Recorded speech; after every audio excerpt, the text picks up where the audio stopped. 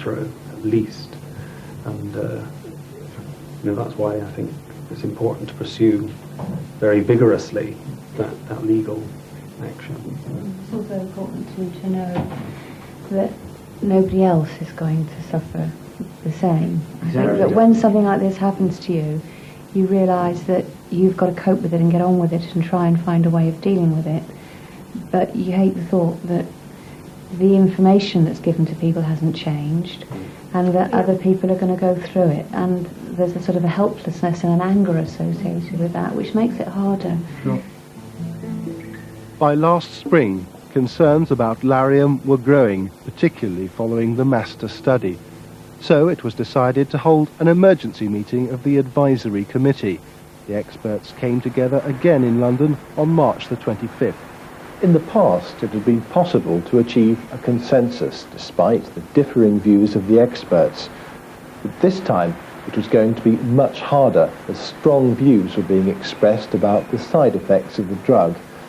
But nonetheless, the chairman, Professor Bradley, said he hoped to produce a report giving clear advice to travellers and their GPs. In the meantime, long-haul holidays are becoming more affordable. Thousands more travellers are heading towards exotic climes. Most of them are still being told that Lariam is the best option for protecting them against malaria in areas such as sub-Saharan Africa and the Far East. That's certainly what they'll be advised at the British Airways Travel Clinic by nursing staff.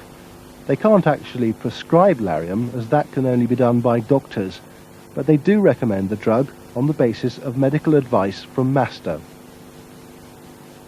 I believe you're going to Kenya on holiday. Yeah. Is that correct? Yeah, I'm going quite soon. And do you know what you're going to be doing in Kenya?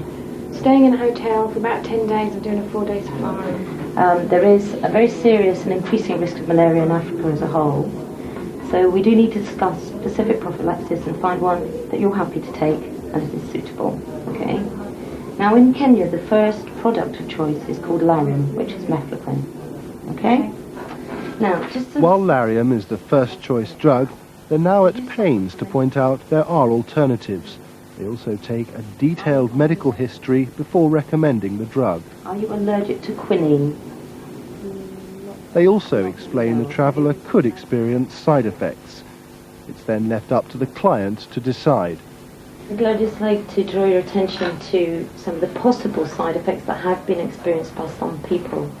On the printout that I'm giving you, it does actually quite clearly explain that Mefloquine is not suitable for everybody, therefore its use must be discussed with somebody like myself or a doctor.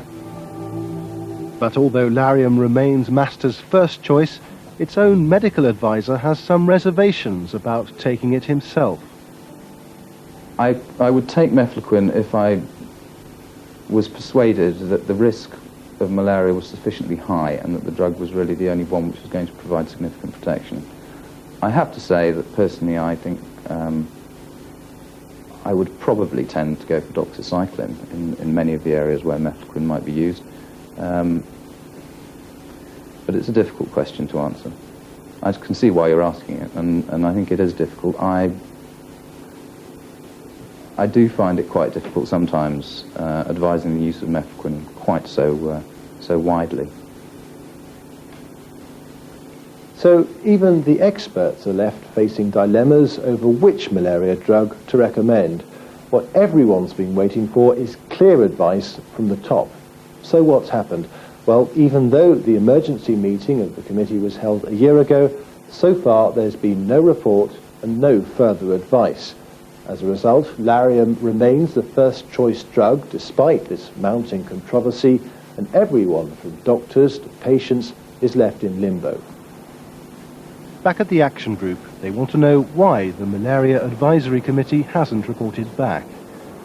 When I put down questions again a few weeks ago, asking when this Malaria Advisory Committee, isn't it, is going to report, because we were promised last June that it would report, I was just told the publication of the report had been delayed with no explanation. So now I've asked again, why has the publication of the report been delayed? It seems odd to me that a voluntary body like the Malaria Advisory Committee should be in charge of something so important, but really there should be official channels for this. an official accountability at the end of the day, so that if they meet, then they must report within a given time, and for the good of the general public.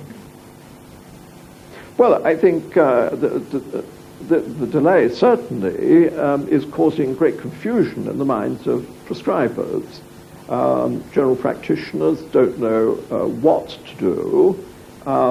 They've heard about the side effects of Lariam, but the recommendation remains that Lariam is the #1 drug. So I think there's tremendous confusion amongst general practitioners, also patients. But on good days, you can, and you want friends to come, don't you? And both the action group and some doctors are expecting the advisory committee to report any day now. They may be disappointed. Professor David Bradley, the committee chairman, declined to record an interview with Close Up West. By telephone, however, he told us, "I have no idea when a consensus report may be achieved or if we will achieve one." When pressed again, he told us in a written statement that he hoped to be able to bring out a report eventually.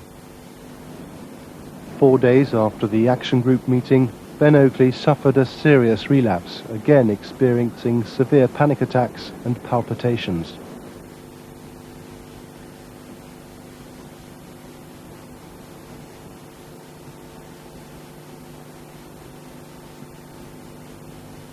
He stayed in bed for the whole weekend and was feeling pretty rotten, and then I think it was Wednesday night he woke me up and said, "Quick, I'm dying, I'm having a heart attack. It's not like the other ones, I really am dying this time, get an ambulance, get a doctor." And so I phoned the emergency doctor, who told me to get a Valium tablet down him as soon as possible. And I couldn't do that because Ben was couldn't move, he was jerking all over the place, his face was just really grey, he looked so old. I called the paramedics. They said, "Well, in your opinion," they asked me, "did I think he was having a heart attack or did I think it was the effect of the Lariam?" And I said I thought it was the effect of the Lariam, and they said there's nothing we can do.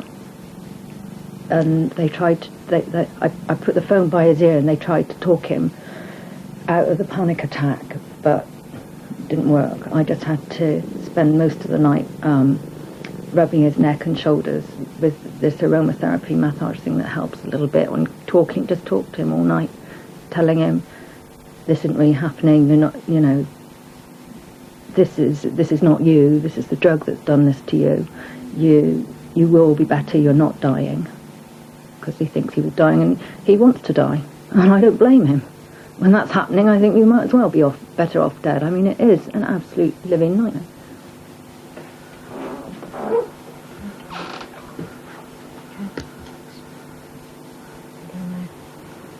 Any better?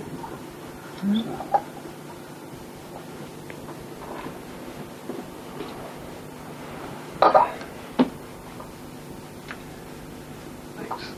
Okay. You'll be alright. I'll get downstairs with that. Yeah?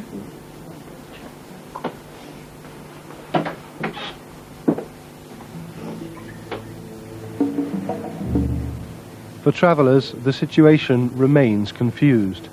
What the action group wants now is for the recognised experts to make public their views, so that tourists can make an informed choice.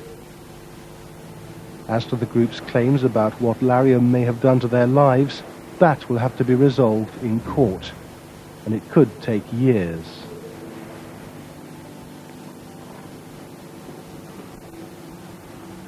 What kind of a life is this for somebody who was... This time last year we thought, at long last, everything had come together, this was it. And now, got no future, nothing.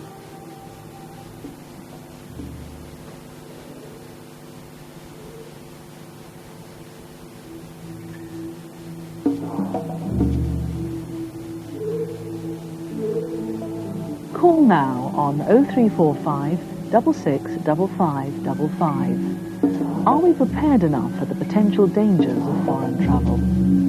Tonight, Chris Mills will be discussing a whole range of issues involved with going abroad, from travellers' personal safety to health protection.